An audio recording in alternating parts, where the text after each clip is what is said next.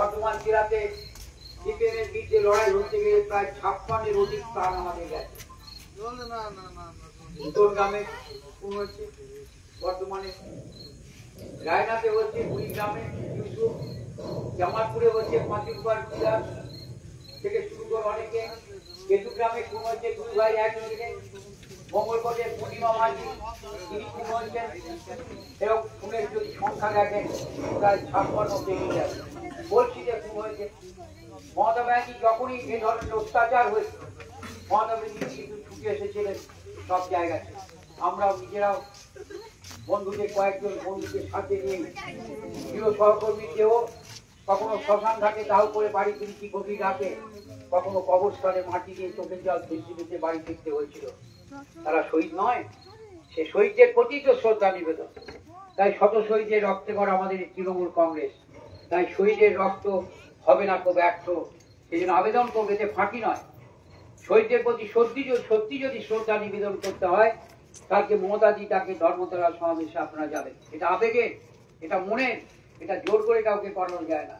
সত্যি আমরা এই কারণে বলবো, আমি অন্তত ব্যক্তিগত মনে করি যে শহীদের রক্ত যদি সেদিন না ঝরতো, আর কর্মীদের গায়ের ঘাম যদি না ঝরতো, আর মানুষের আশীর্বাদ যদি আমরা না পেতাম, আমরা ক্ষমতা আসতে পারতাম। আমরা কি ক্ষমতা আছি? এখানে সবাই ক্ষমতাবান ব্যক্তিরা আছে, কেউ প্রধান, কেউ পঞ্চায়েত সমিতির সভাপতি, কেউ কাউন্সিলর, কেউ চেয়ারম্যান। তাদেরকে আমি ওজন করবো, সারা রাত ধরেও চেষ্টা করো। একদিন 21শে জুলাই আমাদের যেতে হতো সিপিএম আমলে 98 পর দল করে। তখন তো অনেক ভয় ছিল, তখন তো কিছুই ছিল না, তখন তো আমরা যেতাম। এখন তো সবাই যে যার ক্ষমতা আছে, মানুষ আমাদের সাথে আছে। মমতাদি বাম সরকারের অপশাসন ঘটিয়ে ক্ষমতা এসেছিল 11 সালে, কিন্তু মানুষের স্বার্থে যে প্রকল্পগুলো করেছেন, প্রায় 93টা প্রকল্প তিনি করেছেন। আপনার হিসেব মিলিয়ে দেখুন কতগুলো প্রকল্প আছে ডাইরেক্ট বেনিফিট, সরাসরি মানুষের ব্যাংক অ্যাকাউন্টে টাকা ঢুকছে। এই যে বিহারীনগর গ্রাম, আমার মুসলিম অধ্যুষিত গ্রাম, আমার মায়েরা লক্ষ্মী ভান্ডারের টাকা পায় না, তাদের অ্যাকাউন্টে টাকা ঢুকছে। যারা কৃষক আছে তাদের সরাসরি অ্যাকাউন্টে টাকা ঢুকছে। তো 1 শতক জায়গা হলো 4000 টাকা বছরে, 1 একর হলো 10,000 টাকা প্রতি মাসে, প্রতি বছর। যখন ফসলের ক্ষতিপূরণ হয় তখন তাদের ব্যাংক অ্যাকাউন্টে টাকা ঢুকছে। বার্ধক্য ভাতা অ্যাকাউন্টে টাকা ঢুকছে, বিধবা ভাতা অ্যাকাউন্টে টাকা ঢুকছে, স্বাস্থ্যসাথী কার্ড তাদের আছে মায়েদের নামে, কন্যাশ্রীর টাকা অ্যাকাউন্টে ঢুকছে, রূপশ্রীর টাকা অ্যাকাউন্টে ঢুকছে, সামাজিক সুরক্ষা যোজনা অ্যাকাউন্টে ঢুকছে। কোনটা নেই? বাংলা আবাস যোজনার টাকা অ্যাকাউন্টে ঢুকছে। অর্থাৎ এগুলো হচ্ছে ডাইরেক্ট বেনিফিট। মানুষ কিন্তু উপকৃত হচ্ছে, সরকারি প্রকল্পের টাকা সরাসরি তার ব্যাংক অ্যাকাউন্টে ঢুকে যাচ্ছে। এটা হলো একটা দিক। আর একটা দিক হচ্ছে সামগ্রিক উন্নয়ন। সামগ্রিক উন্নয়নের বড় উদাহরণ তো বিজেপি। এটা উন্নয়ন নয়? এই যে 6টা জেটি হলো, কালীনগরের মানুষ উপকৃত হয়নি? কালীনগরে পাকা রাস্তা সুব্রত মুখার্জি উদ্বোধন করে গেছিলেন, হয়নি? প্রাথমিক স্বাস্থ্য কেন্দ্র হয়নি? জল প্রকল্পের কাজ চলছে, কিন্তু সমস্যা দেখাচ্ছে, মেটানোর চেষ্টা করছে, অস্বীকার করে লাভ নেই। উদয়গঞ্জের মানুষ উপকৃত হয়নি, কিন্তু গঙ্গা ভাঙছে প্রাকৃতিক কারণে। আজ কিশোরীগঞ্জ ভেঙে যাচ্ছে প্রাকৃতিক কারণে, গঙ্গা ভাঙছে। গঙ্গা তো জাতীয় নদী, দায়িত্ব কেন্দ্রীয় সরকারের, তারা পালন করবে না?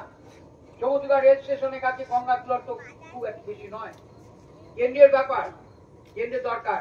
100 দিনের কাজে বন্ধ করে যারা দিল, তার বিরুদ্ধে আপনারা প্রতিবাদ করবেন না?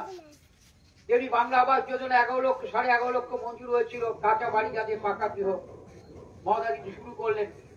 প্রথম কিস্তির টাকা সবাই পেয়ে গেলেন, দ্বিতীয় কিস্তি কমপ্লিট, এই কান্না 1 নম্বর দশে দাঁড়িয়ে কমপ্লিট। আবার 18 লক্ষ নতুন করে দেবেন। মহাদারি চেষ্টা করছেন, কিন্তু একটা জিনিস তো মানতে হবে, বাংলা আমাদের গর্ব, বাঙালি হিসেবে গর্ব অনুভব করি। মহামতি গোখলে একদিন বক্তৃতা করে বলেছিলেন, বাংলা যা ভাবে ভারতবর্ষ তার পরে ভাবে। What Bengal things today, India things tomorrow. এই বাংলার বিদ্যাসাগরের মাটি, বিদ্যাসাগরের মাটি, এ বাংলা রাজা রামমোহনের মাটি, এ মাটি বাংলার চৈতন্যদেবের মাটি, এ মাটি নজরুলের মাটি, এ মাটি স্বামী বিবেকানন্দের মাটি, এ মাটি রবীন্দ্রনাথের মাটি। বলুন তো আপনারা, বাংলা বাঙালি হিসেবে গর্ব অনুভব করি, কিন্তু ভারতবর্ষে বিজেপি শাসিত রাজ্যে যখন বাঙালি বাংলায় কথা বলার অপরাধে তাদের উপর নির্যাতন নেমে আসে, আমরা তার প্রতিবাদ করব না? বাঙালি বিদ্বেষী মনোভাব যাদের, আমরা প্রতিবাদ করব না? সেই প্রতিবাদ ওই মঞ্চে, এই লঞ্চে দাঁড়িয়ে আমি করছি 21শে জুলাই সমাবেশে যোগদানের আবেদনের সাথে সাথে। বিহারীনগরটা মুসলিম অধ্যুষিত গ্রাম। আজকে যে ভারতবর্ষে কিংবা বাংলাতে একটা রাজনীতি চালু হয়েছে, মমতা ব্যানার্জি মানব ধর্ম পালন করছে, মানুষের উপকার। তিনি যখন কন্যাশ্রীর টাকা দেন তখন হিন্দু মুসলমান ভাবেন না। তিনি যখন কন্যাশ্রীর টাকা দেন তখন হিন্দু মুসলমান ভাবেন না। তিনি যখন কৃষক বন্ধুর টাকা দেন হিন্দু মুসলমান ভাবে না। কৃষকের ফসলের ক্ষতিপূরণে যখন শস্য বীমার টাকা দেন তখন হিন্দু মুসলমান ভাবেন না। সমাবেশীর টাকা যখন ব্যাংক অ্যাকাউন্টে ঢোকে তখন সমাবেশী ভাবে না। আর বিনা পয়সায় রেশনের চাল যখন দেন তখন কখনো হিন্দু মুসলমান দেখে না। মমতা ব্যানার্জি সবার। আমরা ধর্মে বিশ্বাস করি। এই তো আজকে শ্রাবণ গ্রামকাল আমাদের গঙ্গার ঘাটে যে দাঁড়িয়েছিলাম, সাত গেছে আর অনেক মাকে জল দিতে এসেছে। তাকে শ্রাবণ মাস প্রতি সোমবারে শিবের মাথায় জল ঢালে। শ্রাবণী মেলার উন্নয়ন করেনি মমতা ব্যানার্জি, নিজের দায়িত্ব নিয়ে শ্রাবণী মেলা পরিচালনা করছে। মানুষ বাটে করে জল দিয়ে যাচ্ছে তারকেশ্বরে। তেমনি আবার ফুরফুরা শরীফেও মানুষ যায়, মুসলিমদের পবিত্র তীর্থস্থান, সেখানেও মানুষ যায়। তেমনি তারাপীঠে মানুষ যেমন যায়, তেমনি ভাবে পাথর চাপিতেও মানুষ যায়। রানা শরীফ মহিষমর্দিনী মেলা যা আসছে সামনে, শুধু কি হিন্দুরাই যায়? মানুষ যায় না? দাদনকাঠি তলায় পবিত্র রমজান মাসে ঈদের উৎসব হয় না? সেদিন আমরা ইফতার দেই না? আমরা হাজির থাকি তো। আবার গুরু পূর্ণিমার দিনে মহাপ্রভু বাড়িতেও তো আমরা হাজির হই। আমরা চৈতন্যদেবের হিন্দু করি, আমরা স্বামী বিবেকানন্দের হিন্দু করি। যে স্বামী বিবেকানন্দ বিশ্ব মহাসম্মেলনে হিন্দু ধর্মের প্রতিনিধি হিসেবে উপস্থিত হয়েছিলেন, তিনি বলেছিলেন সম্বোধন করে, বৌদ্ধ ধর্মের প্রতিনিধি ছিল, জৈন ধর্মের প্রতিনিধি ছিল, খ্রিস্টান ধর্মের প্রতিনিধি ছিল, মুসলিম ধর্মের প্রতিনিধি ছিল, পৃথিবীর যত ধর্মের মানুষ, বৌদ্ধ ধর্মের প্রতিনিধি ছিল, শুধু হিন্দু ধর্মের প্রতিনিধি হিসেবে স্বামী বিবেকানন্দ ছিলেন।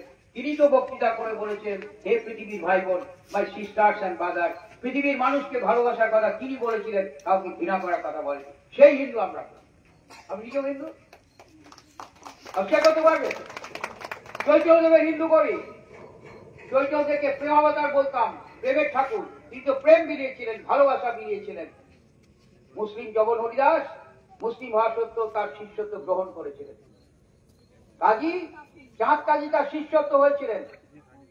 মেমারির কাছে কুলিন গ্রাম, জগন হরিদাসের কবরস্থান আছে, সমাধি ক্ষেত্র, বৈষ্ণব তীর্থক্ষেত্র। মহাপুরু প্রেমে পড়েছিলেন, মহাপুরু সবাইকে ভালোবাসার কথা বলেছিলেন। এখানকার হিন্দু কিছু তারা একটা বিশেষ ধর্মের উপর আক্রমণ করছে মুসলিম হবে কেন? মুসলিমদের অনুষ্ঠান আছে, তাদের পবিত্র রমজান মাস আছে, তাদের মহরম আছে, তাদের সবে বরাত আছে, আমাদের দুর্গা পূজা আছে, আমাদের কালী পূজা আছে, আমাদের শ্যামা পূজা আছে, আমাদের মা মহিষমর্দিনী আছে, মা সিদ্ধেশ্বরী আছে। বাধা দিয়েছে। কৃষ্ণদেব পুরাঞ্চলে দাঁড়িয়ে কথা বলছে, এখানে কীর্তন হয় না? এখানে দুর্গা পূজা হয়, শনি পূজা হয়, কোনটা বাকি আছে? কোন ধর্মে আমরা আঘাত হেরেছি? মমতা বন্দ্যোপাধ্যায় বলেন, ধর্ম যার যার, উৎসব সবার। মুসলিম তার ধর্ম পালন করবে, তার উৎসব হবে। আমরা হিন্দু আমার ধর্ম পালন করবো, ধর্ম পালনকে কেউ বাধা দেয়নি। মমতাজি তাই তো বলেছেন, ধর্ম যার যার, উৎসব সবার। আপনারা করুন, ধর্মের কেন হয় না? মানুষের কাজ করুন। আমার একটা আবেদন থাকবে, দীর্ঘদিন এই এলাকায় রাজনীতির সঙ্গে আমি যুক্ত আছি। এক সময় কৃষ্ণদেব পুরাঞ্চল আমার বিধানসভার মধ্যে ছিল, এখন খালনা বিধানসভা। এখানে দাঁড়িয়েও আমি বলছি যে আপনারা ধর্মের প্রতি বিশ্বাস রাখুন, নিজের ধর্মকে নিজে পালন করুন, কিন্তু ধর্মকে রাজনীতির হাতিয়ার করবেন না, হিন্দু মুসলমানের মধ্যে বিভেদ তৈরি করবেন।